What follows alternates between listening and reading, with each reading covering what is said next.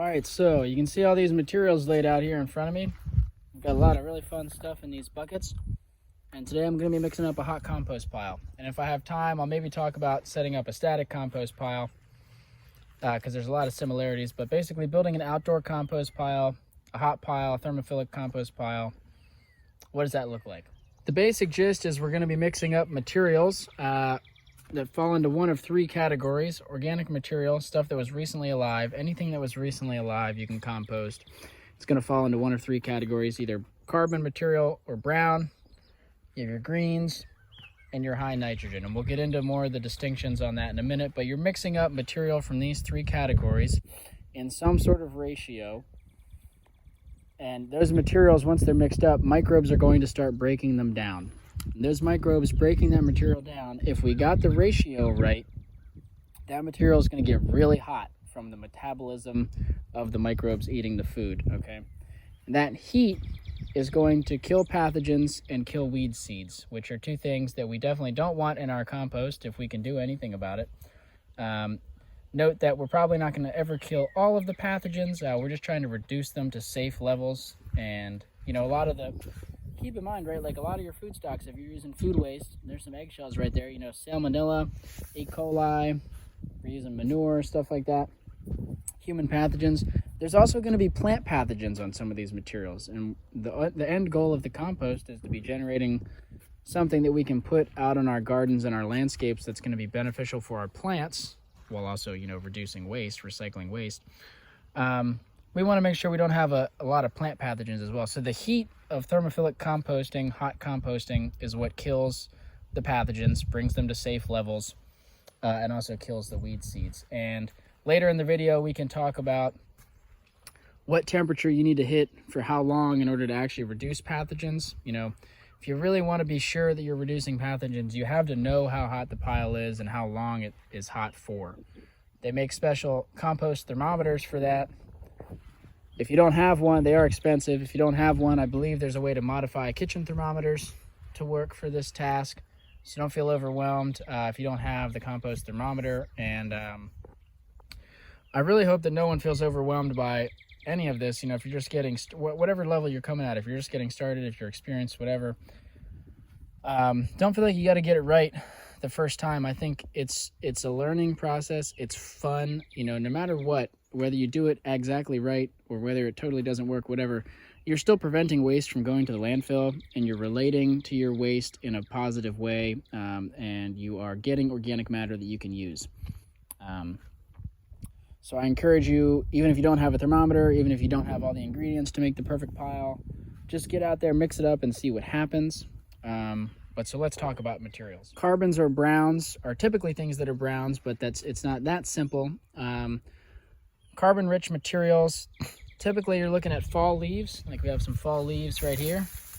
Okay, we've got some sawdust right here, and over here we've got some aged wood chips. So these are all tree materials that are going to be high in carbon, high carbon concentration. You could also use finished aged compost. So here we have some aged leaf compost. Okay, so that would be high carbon. The carbon material is going to be food for fungi. It's also going to be providing airspace if it's big chunky stuff like wood chips, porosity.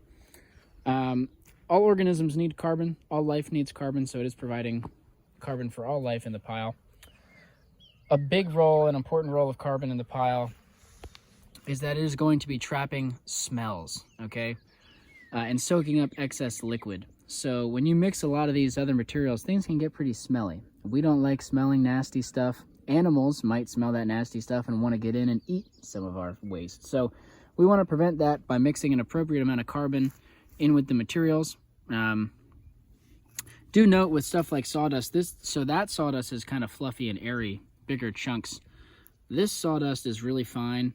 Anything fine like this, powdery, wood ash would be another kind of similar thing. You want to be careful using too much of this because it can really it can kind of prevent oxygen and gases and water from infiltrating. It can kind of compact up. And so you want to use this stuff like this sparingly, but you can compost it. Like I said, anything that was recently alive, you can compost. So those are some good examples of carbon material. And before I go on to green, I just want to say with all of the material, the best pile has the most diverse ingredients to start. You know, if one of your goals in making compost, and one of my goals in compost is always this, is to produce and grow the most beneficial microbes possible. You know, in my mind, the best compost is the most microbially diverse, okay? One of my main goals is trying to get microbes back out into the field where they might be deficient. A good way to do that is by composting, but those microbes, they don't just come out of thin air, although actually some of them will ride in on the air as spores and whatnot. But for the most part, the organisms in your end product, the organisms in your compost, they come from the food that you start with. So having diverse food leads to more diverse populations.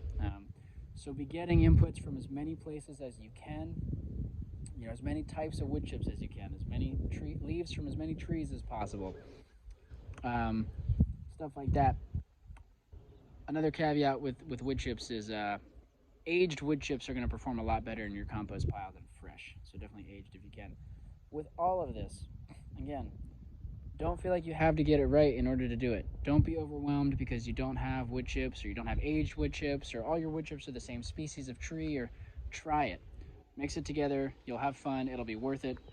Just know that if you can be as diverse as you possibly can, you'll have better outcomes. Okay, green materials. First of all, green leaves, right off the bat, are green. The green material is going to have a little bit more food. It's going to have a different carbon to nitrogen ratio, so there's more nutrients in the green food, which means this helps the pile stay hot, okay? This helps the microbes produce a lot of heat as they're eating through this material. So chopped up leaves, weeds that are green. Food waste is typically considered green. So you can see we got a few buckets of food waste here. Depending on what's in the food waste, it can get kind of hot. If you have a lot of really fresh food that went in there, it can be almost on the high nitrogen side of things, but typically it's more green. It doesn't have quite enough nutrients to be considered high nitrogen. Mushrooms, funnily enough, their fruiting bodies are actually rather green. I know we talked about carbon sources being food for fungi. The mycelium itself is pretty high carbon. The mushrooms have more nutrients, so they're kind of more in the food waste type category. If you have, this is a nuance here.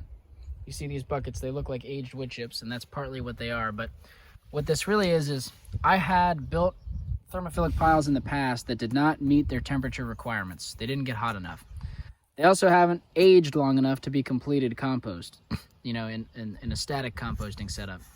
So this is unfinished compost. There's still some nutrients in here. There's also a lot of carbon in here, but I'm hoping there's enough nutrients that this could be considered green. So failed thermophilic compost can be considered a green material for a new pile, okay? High nitrogen. I don't have the best examples of high nitrogen today because I'm just kind of using what I have, but this is, well, let me back up. High nitrogen, think of really dense, really calorie-dense food sources. Food for microbes, not for humans. Manure, other animal products like meat, bone meal, blood meal, stuff like that. Those are all going to be really hot, really high nitrogen. Also things like legumes, whether that's straight up beans or whether that's alfalfa, whatever. Legumes are pretty hot typically. Every pile is going to be different. Every ingredient is going to be different. Even if you take the same ingredients and mix them up 2 months apart, the pile is going to behave differently because the temperatures outside are different. So there's a lot of experimentation that has to happen with this. I'm going to show you something cool right here. These are the first flush of growth on sweet gum trees, the little buds. I just pinched off a bunch of these buds. The first flush of green growth in spring is typically pretty high in nitrogen, and actually a lot of the times it would not be considered green, it would be considered high nitrogen because of how much energy the plants put into that first flush of growth. So that's another thing to consider. What I have here is a bucket of urine and leaves. I know that's kind of nasty to think about, but that's what that is. We'll see if this pile gets hot enough from that. And I have some cooking grease. There's a lot of fat and oils and whatnot in here. I might go grab a bucket of manure from the fields to top this pile off, but for now that's what we got. I'm gonna get these things mixed up and we can talk about temperatures in a little bit. Last thing I'll say is you can kind of see I have a cage here sitting on a pallet. I'm gonna mix my materials up in here. The cage will kind of hold things in place, sitting up on the pallet, because that'll help air infiltrate into the pile. You know, a lot of our beneficial microbes require air, so some people do it this way. I'm kind of trying it this way. Over there, this pile of material sitting on the ground, that's an old static pile that I have set up. You could just do a hot compost pile right on the ground if you wanted to. You don't have to have this fancy cage. Excuse me, I got the hiccups. There's also plenty of different designs online for building wooden bays, you know, basically rectangular areas that you're going to fill up with compost, make them out of wood. I think screwing a few pallets together would be a really good way to do this. Maybe I'll make a setup like that in the future, and I can show and talk about that in more detail. But whether you're just composting on the ground or in a metal cage or a wooden frame, whatever, you just need somewhere to do it. You need a little bit of yard space. Yeah. I don't think I talked about volume yet. You can see I got a lot of buckets. And you can see I got a lot of carbon sitting around. You know, don't feel like you got to rush out and buy stuff. This has taken me a long time to accumulate, you know. It took me a long time to find someone to actually bring me all this wood chips, but this is all free. It took me a long time to get all these buckets, but I haven't paid for any of them. I've gotten them all free, used. You see I'm reusing kitty litter things and blue Tupperware containers. And typically, if you're mixing up a pile by hand, you know, to reach the temperature you want and hold it, you need a certain amount of mass. A good recommendation is to have 40 of these buckets full of material. Kind of use the bucket as your measuring cup. 40 of them.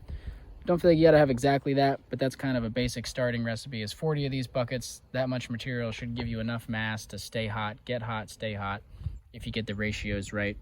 And I think a good starting mix, like I said, every pile is going to be different. All the materials are, you know, it's totally going to be different. You're going to have to adjust and see what works for you and your environment, your climate. But typically 40 of these buckets, and you use a ratio 6 carbon, 3 green, 1 nitrogen. Okay, so if you were to scale that up to 40 buckets, you're looking at like 24 or so carbon, 12 or so on the green, 4 or so on the nitrogen if you're going with a 40 bucket pile. These are 5-gallon buckets. Like I said, this is all just recommendations. Don't feel like you gotta have it exact. I'm gonna get this mixed up. We'll keep talking. I kind of like to put down a base layer of carbon first, typically wood chips. Whether or not this has benefits, I'm not sure, but it just feels right. So I figure this will help catch any leachate or water that's kind of coming through before it drips into the ground, soak up some of that goodness, you know. Here we got some greens, starting to mix them in. I'm gonna dump on some more carbon and then mix them around with the pitchfork, get it nice and mixed up. All right, so there's the pile all mixed up. So I'm doing this solo today. I do have a tripod I could have set up, but you get really, really dirty and messy, your hands specifically, when you're making this up. And I didn't bring my gloves with me today, so I didn't want to keep washing my hands to take out the phone and show you as I'm layering up. But you're pretty much just dumping in material and building it up. I mean, I try to mix things up a little bit so it's not totally just like sandwich layers, but you know, however you want to mix it up, I think is fine. Just see what works for you. You definitely want to add water as you go if things seem dry. If things get really wet, add some dry material. You know, try to keep things adequately moist, you know. Kind of like similar to when you're starting seeds or mixing up potting soil. You want stuff not sopping wet, but you do want it moist, you know. Okay, so some notes on finishing up the pile. So when you get all your material filled up, it can be a good idea to cap the pile with some carbon material with some browns. This is going to help prevent any smells from escaping, any gases from getting out of the pile. You know, you don't have to do that, but I think it's a good practice. So I did add extra carbon on top in addition to what I had measured out to get my ratios. It's going to make the pile a little bit carbon dense because when I go to flip, that stuff's going to start getting incorporated in, but I think it'll be okay. I used mostly like somewhat rotted, somewhat aged leaves, so they'll break down pretty nice, and I think that'll be okay. But you could experiment with whatever carbon you got, but I think it's a good idea to cap the piles. And another thing to note is that over time, as this decomposes, it's going to shrink a lot. You lose a lot of volume. It's basically water leaving the pile.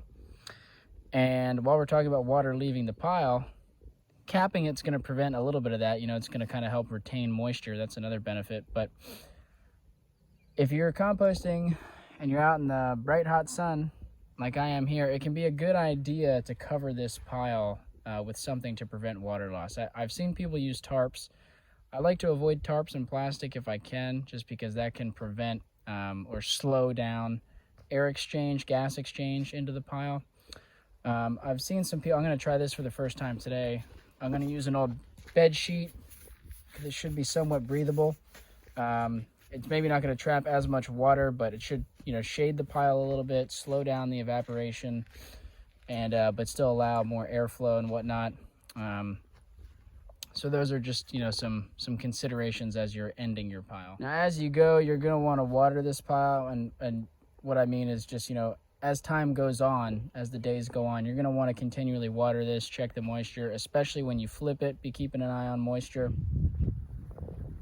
It's been a little less than 24 hours since I mixed this pile up. Actually, it's the next day now, and you can see we're at about 70 degrees. I would like to see this pile a lot hotter. I'd like to be close to 100 by now, but we're not there, so we'll just keep watching and seeing what happens. And if this compost doesn't get hot, then that's okay. I'll show you what I do when that happens, which is basically I'll turn this into a static pile, but that'll be a separate video if and when that happens. We'll keep an eye on the temperature. All right, so let's talk flipping the pile and temps. The minimum temp you need, and you can look up tables for all these temperatures and time durations and whatnot online, and maybe I'll put something in the description, but minimum temp you need is 131 degrees Fahrenheit, sustained for at least 3 days, okay? Now, keep in mind, only the center of that pile is gonna be actually 131 or above. If you get 131 reading or above, chances are the top, sides, and bottom of that pile are going to be below that. It's the center that gets hot. So because of that, you have to flip. We've talked about this a little bit. We also don't want the pile to get too hot. So if it gets too hot, you want to flip. When you flip, it's important to separate. Take the top of the pile off, put it down somewhere. Then take the middle out, put that somewhere. You want to keep all the parts separate. That way you can make sure as you build the pile back together that what used to be the middle and got hot, maybe that goes on the bottom or something. And then put another part, maybe put the old top in the middle, you know, and then cap, you know, right? And then take the old bottom and put that on top. Whatever order of operations makes sense to you, just make sure that you're getting all of the material through that hot center at some point in time.